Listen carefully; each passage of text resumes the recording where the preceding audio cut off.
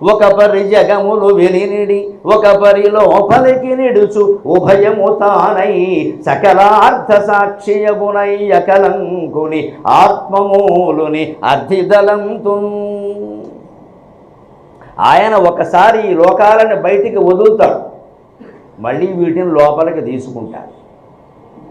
దానికి ఉదాహరణ ఏమిటయ్యా, భీష్ముడి మీదకి కృష్ణుడు చక్రం తీసుకుని ఉద్యమిస్తాడు 9వ రోజు.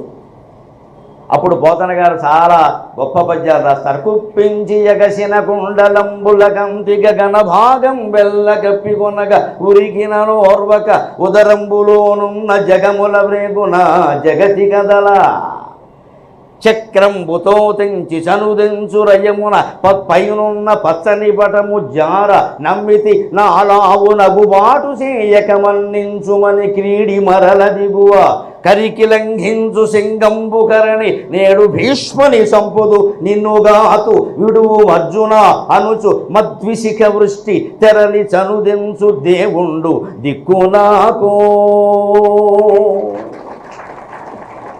ఇందులో ఒక కీలకమైన మాట ఉంది, 2వ పాదం. ఉరికినను ఓర్వక ఉదరంబులోనున్న జగముల వ్రేగున జగతి కదల. శ్రీకృష్ణుడు కిందికి దూకేట.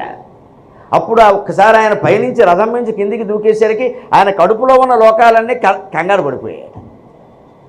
ఆ లోకాల బరువుకి బయట ఉన్న లోకం కలగుండు పడిపోయింది. ఉరికిన ఓర్వక ఉదరంబులోనున్న జగముల వ్రేగున జగతి కదల. పోతన గారు అద్వైతి కాబట్టే, భాగవతం అద్వైతం కాబట్టే జగముల జగతి అని 2 జగత్ శబ్దాలే వాడారు. శబ్దం చూస్తే అర్థం తెలుస్తుంది. అదే శబ్దం మళ్ళీ పునరుక్తి ఎందుకు? లోకం అనొచ్చు, భూమి అనొచ్చు, పొడమి అనొచ్చు. జగముల వ్రేగున జగతి కదల. ఇక్కడ ఉన్నది జగత్తే, అక్కడ ఉన్నది జగత్తే. లోపల ఉన్న లోకాల భారానికి బయట లోకం కృంగిపోయేలా ఉందిట. కృష్ణుడు కిందికి దిగితే దూకితే, రేపు వామన చరిత్రలో కూడా మనం చూస్తాం ఆ భాగాన్ని. బాలవామనుడు అంతే, పెద్ద కృష్ణుడు అంతే. ఇక్కడ తేడా ఇద్దరు విష్ణువే కాబట్టి అక్కడ మనకు కావలసింది, ఆలోచించవలసింది ఏమిటంటే ఊరికే చదువుకు పోకుండా 14 లోకాలు కదండి, అంతకుమించి ఏం లేవు కదా. 14 ఆయన కడుపులోనే ఉంటాయిగా లెక్క. మరి బయట 1 ఉంటే లోపల 13 ఉన్నాయా? అది పాయింట్. విశ్లేషణ విమర్శ అంటే ఉరికిన నోర్వక ఉదరంబులోనున్న జగముల వ్రేగున జగతి కదలంటే ఉదరంలో ఎన్నున్నా బయట ఎన్నున్నా లెక్క తెలుసాలి. బయట లోకం విడిగా ఉంది అంటే ఖచ్చితంగా ఉదరంలో 12 ఉండాలి. బయట భూమండలం ఉంది అంటే లోపలే ఉండాలి. భూలోకం ఉండడానికి వీలేదు. భువర్లోక, సువర్లోక, మహాలోక, జనలోక, తపోలోక, సత్యలోకాలు, పైలోకాలు 6 ఉండాలి. అతల వితల సుతల తలాతల మహాతల రసాతల పాతాళాలు 7 ఉండొచ్చు, అభ్యంతరం లేదు. బయట ఉన్నది భూలోకం కనపడుతోంది కదా, భీష్ముడు కనపడుతోంది కదా. బయట ఒక లోకం ఉంది, దాని మీదకి ఈయన దూకగానే లోపల లోకాలకు ఎదురాయంటే -1 13 ఉండాలి ఖచ్చితంగా. -1 అయితే భగవంతుడు అపరిపూర్ణుడు అవుతాడు. ఆయనకంటే బయట ఏది ఉండడానికి వీల్లేదు. దానికి వేదమే ప్రమాణం. ఏ చకించిత్ జగత్సర్వం దృశ్యతే శ్రూయతే పివా అంతర్బహిష్యతత్సర్వం. లోపల బయట కూడా అదే వ్యాపించి ఉంది అంటే లోపల ఉన్న లోకాలు, బయట ఉన్న లోకాలు మొత్తం అన్నీ ఆయన లోపలే ఉన్నాయి. బయట ఒక లోకం ఉంది అనుకోవడం మన భ్రమ. అది భాగవతం మనకి చెప్తున్న సత్యం. బయట ఈ లోకం ఉంది, అందులో భారతదేశం ఉంది, అందులో మళ్ళీ తెలంగాణ ఉంది, అందులో హైదరాబాద్ ఉంది, అందులో శంకరమఠం ఉంది, అందులో మనం మఠం వేసి కూర్చున్నాం. ఇదంతా మన భ్రమ. మనం ఎక్కడున్నామంటే భగవంతుడి యొక్క గర్భంలో ఉన్నాం. ఈ పేర్లన్నీ మనం పెట్టుకున్నాం. పరిమితమై పెట్టుకున్నాం. అంటే ఈ లోకం కూడా ఆయన కడుపులోనే ఉంది, విడిగా ఉండే అవకాశం లేదు. మరి 14 లోకాలు ఆయన కడుపులో ఉంటే బయట లోకం ఉండే అవకాశం లేదు కదా. 15 లోకాలు అయితే లేవు కదా. అంచేత బయట లోకం ఉంది అనుకోవడం భ్రమ. అందుకే శంకరాచార్య జగద్గురు బ్రహ్మ సత్యం జగన్ మిథ్య జీవో బ్రహ్మైవ నాపరః జీవన్ముక్తస్తు తద్విద్వాన్ ఇది వేదాంత డిండిమః అని వేదాంత డిండిమంలో చెబుతారు. మనుషులు ఈ విషయాన్ని గ్రహించలేకపోతున్నారు. బయట లోకం అనేది లేదు, జగన్ మిథ్య అన్నారు. మరి కనబడుతోంది కాబట్టి అంటే కనబడుతోంది కాబట్టి మిథ్య అన్నానయ్యా, నాస్తి అనలేదు అన్నాడు మహాపండితుడు శంకరాచార్య. మామూలుగా తత్వవేత్త కాదు, పండితుడు కూడా, తర్కం కూడా. నేను నాస్తి అనలేదయ్యా, మిథ్య అన్నా. నాస్తికి మిథ్యకి తేడా ఏమిటంటే నాస్తి అంటే అసలే లేదు, మిథ్య అంటే ఉన్నట్టు కనబడుతోంది. అంటే నువ్వు కనబడుతున్నంతకాలం ఉంటుంది, తర్వాత ఉండదు. నీకు కనబడుతున్నంతకాలం ఉంటుంది. మహాజ్ఞానులు, మహాయోగులు, భారతీయ తీర్థస్వామి వంటి వారు ఉంటారు. వారికి ఈ జగత్తు కనపడదు, పరమేశ్వరుడు ఒక్కడే కనపడతాడు. అందుకే వారికి అందరూ సమానంగానే ఉంటారు. వారి కన్న తల్లి స్వర్గస్థురాలైనా సరే భారతీయ తీర్థస్వామి ఎవరు చెయ్యాలో ఆ కర్మకాండ వారికి అప్పగించేసి, తల్లి కాబట్టి తన ధర్మం కొంత ఉంటుంది, సన్యాసి కర్మకాండ చేయాల్సిన అవసరము లేదు, హక్కు లేదు, బాధ్యత లేదు. ఊరికే ఆ డాబా మీదకి ఎక్కి ఓసారి అలా ఎక్కి ఇక్కడ చేతులు కట్టుకుని ఎలా ఉన్నారో అలాగే ఓసారి ఆ తల్లి భౌతికాయం చేసి అలా చూసి నమస్కారం చేసుకుని కిందికి వెళ్ళిపోయారు. అంతే సన్యాసి అంటే అంతేనమ్మ, భవబంధాలన్నీ తెంచుకోవలసిందే. సన్యాసికి నిజానికి మనస్సు పరిపక్వత లేకపోతే ఎంత ఇబ్బంది అంటే, తల్లిదండ్రులు కూడా ఆయనకి పాదాభివందనం చేయాలి కానీ ఆయన తల్లిదండ్రులకు చేయకూడదు, అంత శాస్త్రం ఉంది. అంటే వాడు తల్లిదండ్రులు అనే విషయం నువ్వు మర్చిపోవాలి, కుదరదు ఇక్కడ. మళ్ళీ మా అమ్మ అంటే కుదరదు ఇక్కడ. అమ్మ అనగానే తమ్ముడు వస్తాడు, మేనల్లుడు వస్తాడు, తర్వాత పీఠాధిపతి వాడే, నమశివాయ. జరుగుతున్న భాగవతం అదే. నీకు మళ్ళీ బంధుత్వాలు పెట్టుకుని మేనల్లుండి తమ్ముడిని పీఠాధిపతులు చేసి నీ సన్యాసం చేయనికి ఇక్కడ. తల్లిదండ్రి అంటే అందరూ వస్తారు. ఇంకా నేను వేలు విడిచిన మేనమామ తోడేళ్ళుడు తమ్ముడు కొడుకు లెక్కలు ట్యూషన్ చెప్పిన మాస్టర్కి సాక్షాత్తు బావమరిది అని వచ్చేస్తారు ఇక్కడ. ఎంత దగ్గర చుట్టరకమో వాడు పీఠాధిపతి అయిపోతాడు ఇక్కడ. ఎందుకంటే ఈయన పాపం బ్రహ్మచారి. అలా లేకుండా అలా అవ్వకుండా ఉండాలంటే ఈ సన్యాసి జాగ్రత్తగా ఉండాలి. ఎవరిని రానియద్దు. అమ్మ నాన్న ఉండరు ఇక్కడ, మీరేంటి వెళ్ళిపోండి. రమణ మహర్షి అలాగే ఉండేవాడు. అమ్మ వచ్చి అక్కడ గొడవ పెట్టినా బాధ్యత కదా, అక్కడ బాట మా తమ్ముడు కూడా లేదు కదా, నువ్వు ఒకటి ఉండమన్నాడు. అంతే, అన్నం తిందో లేదో కనుక్కున్నప్పుడు ఇంకేం పట్టించుకోలేదు. ఆవిడ చేతస్థం గురించి కొంతమంది చేత పోలేరా వదిలేయండి నేను చూసుకుంటానులే అంటాడు. తల్లి కదా, అంతే, ఇంకేం చేయలేదు. సన్యాసి బాధ్యత అంతవరకే, ఈ బంధాలు ఉండకూడదు ఇక్కడ. అందుకని లోకం బయటంటూ ఏం లేదండి ప్రత్యేకంగా. జగన్ మిథ్య, ఈ మిథ్య అనే భావన మనకు అర్థమైతే జీవితం చాలా తేలికైపోతుంది. మన జీవితం ఎంత, అందులో ఈ సంసారం ఎంత, ఈ ఉద్యోగం ఎంత, ఈ పిల్లలెంత, పెళ్ళిళ్ళెంత, వాళ్ళ ఉద్యోగాలెంత, వాళ్ళకి మనవాళ్ళు మనవరాళ్ళు కలగడం కలక, ఇట్స్ ఆల్ నాన్ సెన్స్ ఇంగ్లీష్లో చెప్పాలి. దీని గురించి మనం చింతపడాల్సిందేం లేదు. ఇక్కడ జరిగేది జరుగుతుంది, లేకపోతే లేదు. అన్నీ బాగున్నాయి కానీ ఏమిటో ఇంకా కోడల్ని ఇళ్ళు వేసుకోలేదు. ఏమిటంటే మన వంశం ఇదైనా సూర్యవంశమా చంద్రవంశమా? యథవా అహంకారాలు ఇవన్నీ కూడా. మా వంశం ఏమిటి, వంశం ఇక్కడ మా ఇంటి పేరు ఏంటా? ఇంటి పేరు 100 ఇంటి పేరు 1,00,000 ఉన్నాయి ఇంటి పేరు. నీ ఇంటి పేరు లేకపోతే నష్టం ఏంటి ఇక్కడ? ఇంటి పేరు మీద ఒక వ్యామోహం, ఇల్లు మీద ఒక వ్యామోహం, అనేక రకాల వ్యామోహాలు. ఇదే ఇది తెలిస్తే ఒక పరి జగములు వెలినిడి ఒక పరి లోపలికి నిడుచు ఉభయము తానై, జగత్తులన్నీ లోపలికి తీసేవాడు ఆయన. ఎలాగ తత్సృష్ట్వా తదేవానుప్రావిశతు, వేదం చెబుతోంది స్పష్టంగా. భగవంతుడు ఈ జగత్తును సృష్టించి అందులో ప్రవేశించాడు. అదే ఒక పరి జగములు వెలినిడి ఒక పరి లోపలికి నిడుచు. దాన్ని సృష్టించి అందులో ప్రవేశించడం అంటే ఏమిటండి? మహిళలకి బాగా అర్థమవుతుంది, పిల్లలు ఉన్నవాళ్ళకి బాగా అర్థమవుతుంది. గర్భిణీ స్త్రీని 9 నెలలు పరిశీలించి ప్రసవించాక ఇంకో 2-3 నెలల పాటు చూస్తే ఈ తత్వం అర్థమవుతుంది. గర్భం ధరించినప్పుడు ఆవిడ పూర్ణ పదార్థమే కదా, స్త్రీగా సర్వావయవాలు ఆవిడకున్నాయి కదా, లోపల శిశువు ఉండడం వేరే విషయం. ఆవిడ స్త్రీగా సంపూర్ణంగా ఉంది కదా, లోపల ఈ శిశువు పిల్ల చేరింది కదా, దానికి ప్రాణం ఆవిడే పోసింది కదా, దానికి చేతులు కాళ్ళు ముక్కు మూతి అన్నీ ఆవిడే ఇచ్చింది కదా. 9 నెలలు మనం చూస్తుంటే ఇంత ఎత్తున పొట్ట కూడా కనపడుతుంది కదా. ఇంకా నయం, బస్సు వాళ్ళు 2 టిక్కెట్లు తీయలేదు, సంతోషించాలి. తెలంగాణలో అయితే అసలు టిక్కెట్టే లేదు, గొడవలేదు. ఎంత 2 టిక్కెట్లు తీయాలి మరి? ఎందుకంటే సంస్కృతంలో గర్భిణిని దౌహృది అంటారు. ఇద్దరిని భరిస్తోంది ఆవిడ అన్నారు. గర్భిణి గురించి మనం ఆలోచించేటప్పుడు ఒకరని ఆలోచించకూడదండి, ఇద్దరు. ఆహారం అంతే, విహారం అంతే, అన్నీ అంతే. అలా ఇద్దరని ఆలోచిస్తేనే ఆవిడ క్షేమంగా ఉంటుంది. ఇదివరకు లాంటి మనిషి అనుకోకూడదు కదా. అందుకే నేను నిజమే లోపల ఉందండి, పిల్ల తయారవుతాం. 9 నెలలు మనం చూస్తూ ఉన్నాం. అంతవరకు ఏమన్నాం? ఆవిడ ఒక్కటే అన్నాం. పిల్ల బయటికి రాగానే ఆధార్ కార్డు మొదలెట్టేశాం. ఈ రెండోది ఎక్కడి నుంచి వచ్చింది? 9 నెలలు ఆవిడ కడుపులో ఉన్నప్పుడేమో ఒక్కరైనా ఆధార్ కార్డు లేదా, బస్సు టికెట్ లేదా, బయటికి రాగానే మొదలైంది. ఇక్కడ 5 ఏళ్ల వరకు టికెట్ లేదు, 5 నుంచి 12 వరకు సగం టికెట్, 12 దాటితే పూర్ణ టికెట్. ఎక్కడి నుంచి వచ్చాయి? ఇంతవరకు ఈ పిల్ల తల్లి కడుపులో ఉందా లేదా, తల్లి కడుపులోంచి పిల్ల బయటకు వచ్చినా కూడా తల్లి పూర్ణంగా ఆరోగ్యంగా ఉందా లేదా, ఈ పిల్ల కూడా పూర్ణంగా ఆరోగ్యంగా ఉందా లేదా. అదే పూర్ణాత్ పూర్ణముదచ్యతే పూర్ణస్య పూర్ణమాదాయ పూర్ణమేవావశిష్యతే. పూర్ణమైన భగవంతుడి నుంచి పూర్ణమైన సృష్టి బయటికి వచ్చినా భగవంతుడు పూర్ణంగానే ఉంటాడు. ఎలాగా? పూర్ణమైన తల్లి నుంచి పూర్ణమైన పిల్ల సర్వావయవాలతో బయటకు వచ్చినా తల్లి పూర్ణంగానే ఉంది, పిల్ల పూర్ణంగానే ఉంది. ఇది ప్రత్యక్షమైన ఉదాహరణ భగవల్లీలకి. వేరే అక్కడ ఈ పిల్లకేం లోపం లేదు, తల్లికేం లోపం లేదు. మరి అంతకుముందు ఈ పిల్ల ఎక్కడుంది? తల్లి కడుపులో ఉంది. మాయ.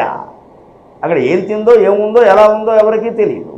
బయటకు వచ్చిన తర్వాత వేరైంది, అది కూడా బొడ్డుతో అక్కడ కత్తిరిస్తే ఆ ఒకటి కత్తిరించకపోతే అందరం అమ్మ కడుపు పట్టుకుని వేలాడాల్సిన వాళ్ళమే, అనుమానమే ఉంది. ఆ ఒక్క తాడు కత్తిరించేసరికి వీళ్ళు విడిగా వచ్చేసారు. అక్కడి నుంచి పూర్ణంగా మళ్ళీ ఓ 25 ఏళ్ళు వచ్చేసరికి ఈవిడ గర్భిణీ అయింది. ఆ తల్లి ఏమిటో 25 ఏళ్ల క్రితం దీన్ని నేను మోసాను, ఇది ఇప్పుడు ఏమన్నా మోస్తాను.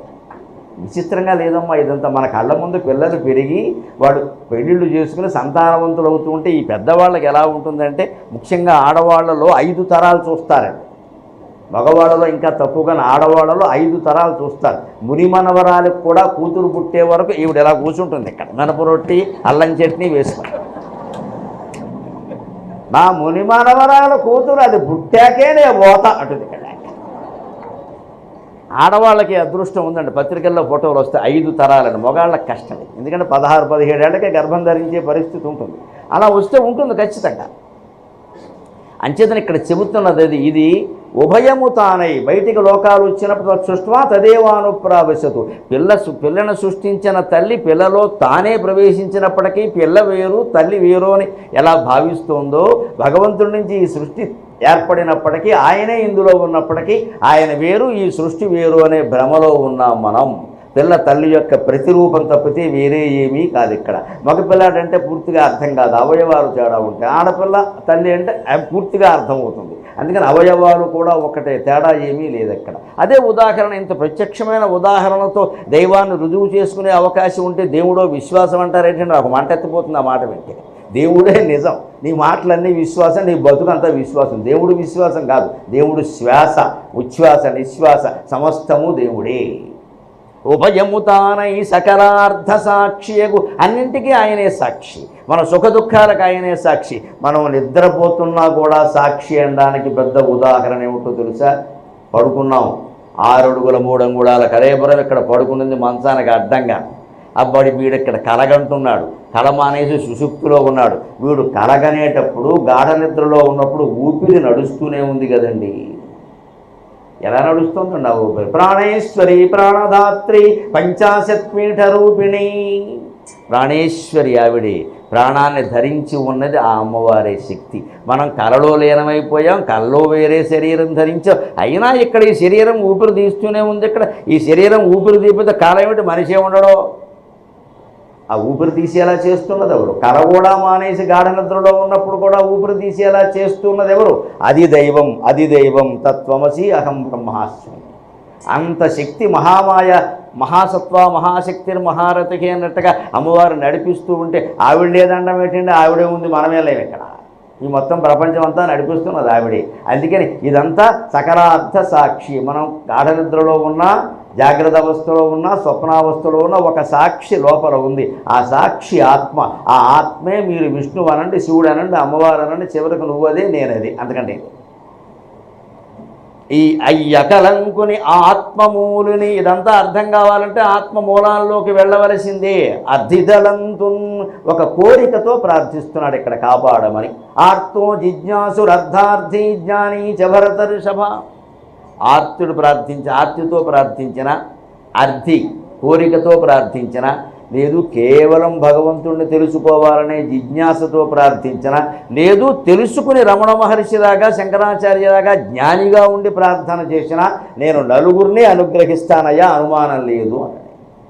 కానీ ఎక్కడ పక్షపాతం అక్కడే. తేషాం జ్ఞాని నిత్యయుక్త అని వెనక శ్లోకంలో చెప్పాడు. వీళ్ళందరిలో నాకు జ్ఞానం అంటే బాగా ఇష్టం, ఎందుకంటే నాకు వాడికి తేడా లేదయ్యా.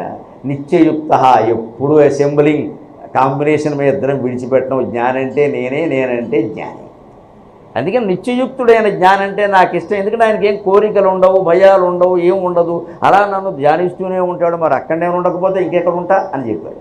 అది మనం గుర్తుపెట్టుకోవాలి. పైగా భగవంతుని యొక్క ఉనికి ఎక్కడ, ఎప్పటి వరకు ఆయన ఉంటాడు అంటే, లోకంబులు లోకేశులు లోకస్థులు తెగిన తుదిని అలోకంబగు పెంచీకటి గవ్వలనెవ్వడు ఏకాకృతి వెలుంగును అతనినే సేవింతున్. ఎన్ని లోకాలు గడిచాయి, ఎన్ని యుగాలు గడిచాయి, ఎంతమంది మహాచక్రవర్తులు వెళ్ళిపోయారండి. వాళ్ళు ఉన్నంతకాలం వాళ్ళు శాశ్వతమే అనుకున్నారు. ఒక్కొక్కళ్ళు వీళ్ళు ఇళ్ళు బంగారంగానే 100 మందిని పెళ్ళిళ్ళు చేసుకున్న వాళ్ళు కూడా ఉన్నారు. హిందూ రాజుల్లోనూ ఉన్నారు, ఇతర మతాల రాజుల్లోనూ ఉన్నారు. ఎవడు తక్కువ వాడు కాదు. అంతా ప్రజల సొమ్ము పరవానంలా మింగేశారు శుభ్రంగా. శుభ్రంగా అంతఃపురాల్లో పెట్టడం, తాళం వేసేయడం, అంతే. ఇంక లేక మళ్ళీ 100 మందికి పిల్లలు లేరని ఎవరినో చేసుకోవడం. 100 మందికి పిల్లలు లేరంటే వీడిదా తప్పు వాళ్ళదా? శిక్ష ఎవరికి పడాలి? వీడు బాగానే ఉంటాడు, 101 ఆవిడ తెచ్చుకుంటాడండి. వీడు అసలు పరీక్షలు చేయించుకోడు. ఇక్కడ అంతమంది భార్యలకి సంతానం కలగదంటే తప్పు ఇందే కదా, వాళ్ళని ఎందుకు అవమానించడం? అది లోకం, అంతే. లోకం కట్టారు. అలాగే ఇవన్నీ చేసి మొత్తం ఎవడైనా ఇందులో మిగిలాడా? మొత్తం అందరూ వెళ్ళిపోయారు. అందుకని ఎన్నో యుగాలు గడిచాయి. ఎంతోమంది చక్రవర్తులు వెళ్ళిపోయారు. ఇక్కడ లోకంబులు, లోకేశులు, లోకస్తులు తెగినదుదని మహాకవి దువ్వూరు రామిరెడ్డి గారు చెబుతాడు పానశాల అనే కావ్యంలో. అంతములేని భువనమంత పురాతన పాంథశాల విశ్రాంతి గృహం అందు ఇరుసంజలు రంగుల వాకిలు ధరాక్రాంతులు పదుషాలు వహరాంజమిషీడులు వేలుగా కొంత సుఖించిపోయిరెటకో పెరవారికి చోట సంగుసున్నట్టాడు రైతు కవి, ఆయన మహానుభావుడు. ఈ భువనం అంతా కూడా ఒక సత్రం, అంతకంటే ఎక్కువ భావించాల్సిన అవసరం. ఇంగ్లీష్లో చెప్పాలంటే లాడ్జింగ్. ఓ పూట పడుకుంటాడు, పోతాడు. దాని గురించి ఏమైనా లాడ్జింగ్ దగ్గర కూర్చొని గృహప్రవేశం చేస్తానంటే హోటల్ వాడు ఒప్పుకుంటాడా? నేను 3 రోజులు ఉంటాను, గృహప్రవేశం చేస్తానంటే తోలు ఊడిపోతుందని చెప్తాడు. నువ్వు ₹1,00,000 ఇచ్చిన గృహప్రవేశానికి ఒప్పుకోడు, సత్రం ఇచ్చేవాడు. ఈ పూట ఉంటే బావాయా అంటాడు. ఈ జీవితం కూడా అంతే, ఈ లోకం కూడా అంతే. ఇందులోంచి వెళ్ళిపోయిన వాళ్ళు ఎవరు? ధరాక్రాంతులు, గొప్ప గొప్ప రాజులు, పాదుషాలు, బహరాం జమిషీడులు, ముస్లిం చక్రవర్తుల యొక్క పేర్లవి, పదవులు. అటువంటి వాళ్ళే వెళ్ళిపోయారయా. మట్టి కొట్టుకుపోయే మొహం నువ్వెంత ఇక్కడ? దీని గురించి ఏదో పెద్ద ఆలోచిస్తున్నావు. అక్కడ I achieved so many things in my life. ఏమి అచీవ్ చేసినా అసలైన అచీవ్మెంట్ ఆత్మజ్ఞానం ఒక్కటే. అది లేనంతకాలం లైఫ్ అచీవ్మెంట్ అంటాం దండగా. Life it self is a myth. లైఫే ఒక మాయ. మళ్ళీ అందులో అచీవ్మెంట్ ఏంటంటే ఇక్కడ ఇదో పెద్ద నాటకం. Life achievement. లైఫ్ లేదని తెలుసుకోవడమే లైఫ్ అచీవ్మెంట్, అంతకంటే లేదు. నీ లైఫ్ అచీవ్మెంట్ నీకు తెలియాలంటే లైఫ్ లేదని తెలుసుకో. కనీసం వైఫ్ వచ్చాకైనా తెలుసుకోవాలి లైఫ్ లేదని. ఇంకా అర్థం కాలేదంటే అజ్ఞానంలో ఉన్నామన్నమాట. అప్పటికైనా తెలియాలి కదా, పెళ్ళై పిల్లలు పుట్టాకైనా అర్థం అవ్వాలి కదా. వైఫ్ వచ్చాకైనా లైఫ్ లేదని అర్థం కాలేదని లైఫ్ నీకు అర్థం కాలేదేమి ఇక్కడ? ఇంకా ఉందంటావు లైఫ్ ఇక్కడ ఉండదు. ఇది నిత్యం రకంగా జరుగుతూ ఉంటుంది. అన్న కంగారు పడవలసింది ఏం లేదు ఇక్కడ. లోకంబులు, లోకస్తులు, లోకేశులు తెగిన తుదిని. లోకాలన్నీ పోతాయి, లోకేశ్వరులందరూ పాలించిన వాళ్ళు పోతారు. లోకంలో ఉన్న జనమంతా, సృష్టి మొత్తం, సమస్త జీవరాశులు పోతాయి. అయినా అవన్నీ తెగిన తుదిని అలోకంబగు పెంచి కటికి. ఈ మాట అర్థమైతే మన గర్భగుడు అర్థమైతే ఈ మాట అర్థం. ఈ లోకాలన్నీ ముగిసిన తర్వాత లోకమే లేనటువంటి, అంటే కనిపించడం. లోకం అనే మాట ఎక్కడి నుంచి? సంస్కృతంలో లుక్ అనే ధాతువు నుంచి వచ్చింది. లుక్ అనే ధాతువుకి 2 అర్థాలు ఉన్నాయి. ఒకటి చూడడం, రెండోది లోపం. వ్యాకరణం తెలిసిన వాళ్ళకి బాగా తెలుసు. సంస్కృతంలో లుక్ అంటే లోపం, అంచేత ఈ లోకం ఉండదని అందులోనే చెప్పారు. వ్యాకరణం అర్థమైతే వేదాంతం అర్థం అవుతుంది. లుక్ ధాతువు నుంచి ఏర్పడింది లోకం. లుక్ అనే దాంట్లో లోపం అని అర్థం ఉంది. అలుక్ సమాసం అంటారు, అంటే విగ్రహవాక్యం లోపించిన సమాసం. అన్ని సమాసాల్లో విగ్రహవాక్యం లోపిస్తుంది. రామబాణము అంటారు, రాముని యొక్క రామస్య బాణ అంటారు. ఆ శ లోపించింది, రామబాణం అయింది. అదే రామస్య బాణ అని ప్రయోగిస్తే అలుక్ సమాసం అంటారు. కంఠే కాలహ అంటారు, కంఠమునందు నలుపు కలిగినవాడు. కంఠే అని సప్తమి విభక్తి ఉంది, దాన్ని అలుక్ సమాసం అంటే విగ్రహవాక్యం లోపించిన సమాసం. లోపిస్తే లుక్, లోపించకపోతే అలుక్. అంచేత లోకం అంటేనే లోపిస్తుంది. లోకం అంటేనే లోపం. వాళ్ళలో లోపాలు ఉన్నాయి, వీళ్ళలో లోపాలు ఉన్నాయి కాబట్టే లోకంలో ఉన్నాడు. లోపం లేకపోతే పైకి వెళ్ళిపోయేవాడు ఎప్పటికో. లోకంలో ఉన్న అందరిలో లోపాలు ఉంటాయి, మనం సర్దుకోవాలి వీలైనంత వరకు. లోపం లేని స్వచ్ఛమైన ఎక్కడా దొరకదు. నెయ్యి దొరకట్టేది మనిషి ఎక్కడ దొరుకుతాడండి? లోపం లేని సరుకు, లోపం లేని నెయ్యి, లోపం లేని కూరలు చూపించి అవి దొరకట్లా. మనుషులు ఎక్కడ దొరుకుతారమ్మా? సర్దుకోవాలంతే. అందుకని ఇలా అనుకోవాలా, అలా అసలు అనుకోకుండా ఉంటే గొడవ లేదు. మన ఎవరో 3 నెలల క్రితం అడిగారు, ఈ మధ్య నేను అనుకున్నవన్నీ అవ్వట్లేదండి, ఏం చేయమంటారు అన్నాడు. అనుకోవడం మానే అన్నీ అవుతాయని చెప్పి. అంటే ఆయనకి ఏదో గ్రహస్థితి మారిపోయిందని నేను ఏదో పూజ చేయమని చెప్పేస్తే నాకు 2 లక్షలు ఇచ్చేసి వచ్చేస్తాడు. ఇక్కడ అమాయకులు చాలామంది ఉన్నారు లోకంలో. ఈ మాయలు నాకు తెలియదు. అందుకని అసలు అనుకోవడం మానే అన్నీ అవుతాయి. అనుకోమని వాడు చెప్పాడు, ఏంటి అహంకారం ఇక్కడ, నువ్వు అనుకున్నవన్నీ అవ్వట్లేదు, ఎందుకు కావాలి? మహారాజులు, ముఖ్యమంత్రులు, ప్రధానమంత్రులు అనుకుని అవ్వట్లేదు, తలకిందులు అవుతున్నాయి ప్రభుత్వాలన్నీ. ఈయన ఏదో అనుకున్నట్టు అయిపోవాలి. ఇక్కడ ఎందుకు అవ్వాలండి? అంత అహంకారం ఏంటి? అనుకున్నవన్నీ అయిపోవాలని. అనుకోక మానవి అన్నీ అవుతాయి. అనుకోవడంలోనే ఉంది ఇక్కడ. సిద్ధపడాలి జీవితానికి. అనుకోవడం అంటూ ఏముండదు ఇక్కడ. సిద్ధపడాలి. ఏదైతే దానికి సిద్ధపడితే గొడవ లేదే. ఆ తర్వాత అలోకంబగు పెంచీకటికి, ఆ లోకాలన్నీ ముగిసిన తర్వాత ప్రళయకాలంలో ఉండేది పెద్ద చీకటి. అదే ఇందాక మనం మార్కండేయ మహర్షి కథలో చెప్పుకున్నాం. అవ్వల ప్రళయ జలంలో ఎవ్వడు ఆ బాలకృష్ణుడు ఏకాకృతి వెలుంగును, అక్కడ ఇంకెవ్వరూ లేరు, ఆయన ఒక్కడే ఉన్నాడు అక్కడ. అతనినే సేవింతు.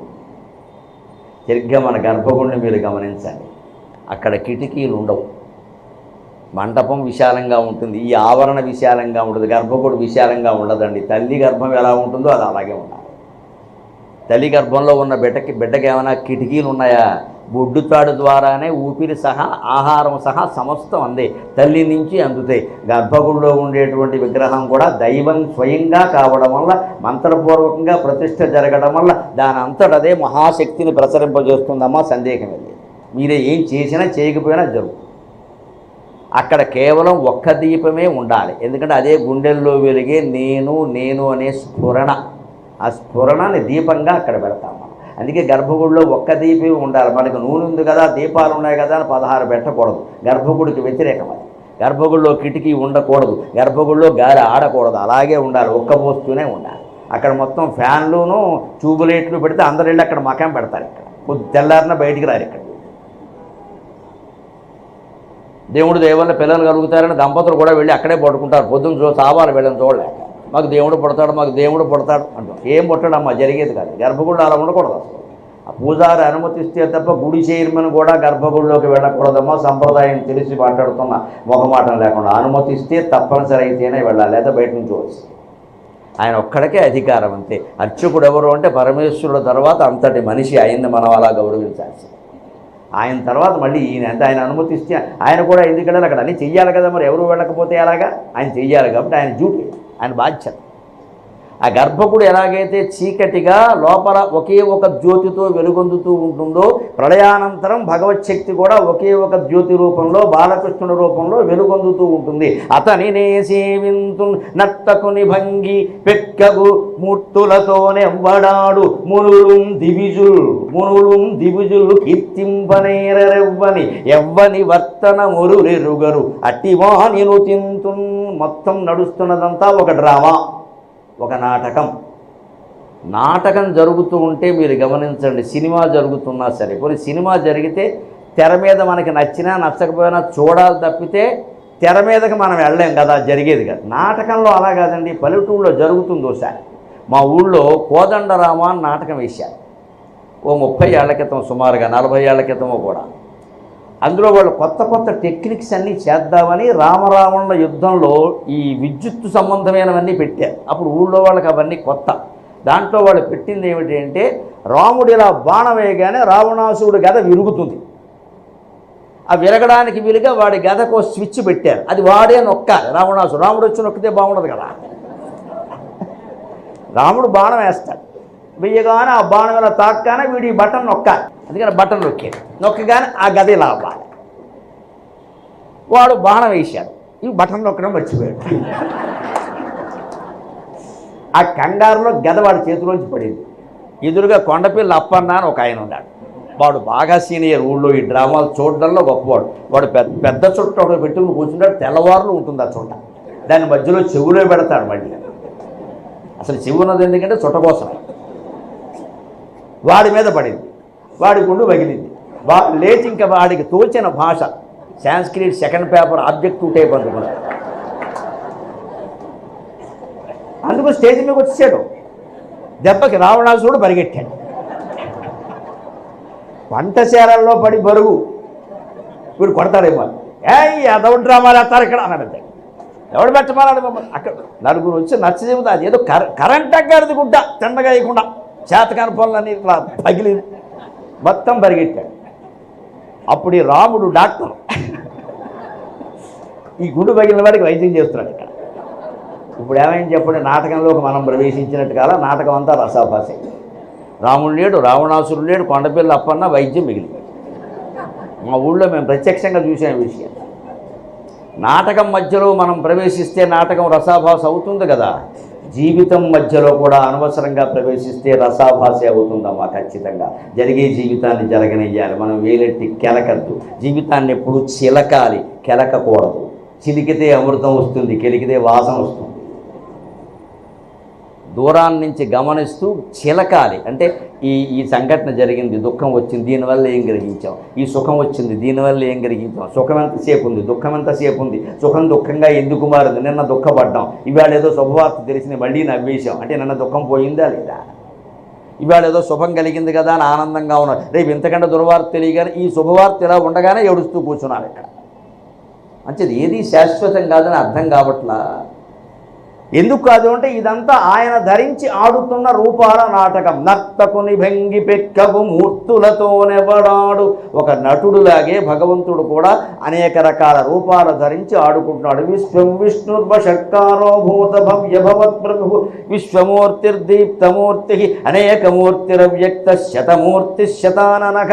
విశ్వమూర్తి, అనేకమూర్తి, శతమూర్తి, శతాననక. అంటే శత అంటే 100 అనగా అనేకం, అనేకం, అనేకం. ఎంతమంది ఉన్నారో అంతమంది. అన్ని ముఖాలు, మన ముఖాలు కాదు, జంతువులు, చరాచర జీవరాశులు సమస్తం ఆయనే. ఎన్ని మూర్తులతోటి ఆడుకుంటున్నది ఆయనే. ఆయనే ఆడుకుంటాడు. నువ్వు ఆయనే, నేను ఆయనే. నాకు ఇక్కడ ఉండి 4 మాటలు చెప్పే అవకాశం ఇచ్చింది ఆయనే.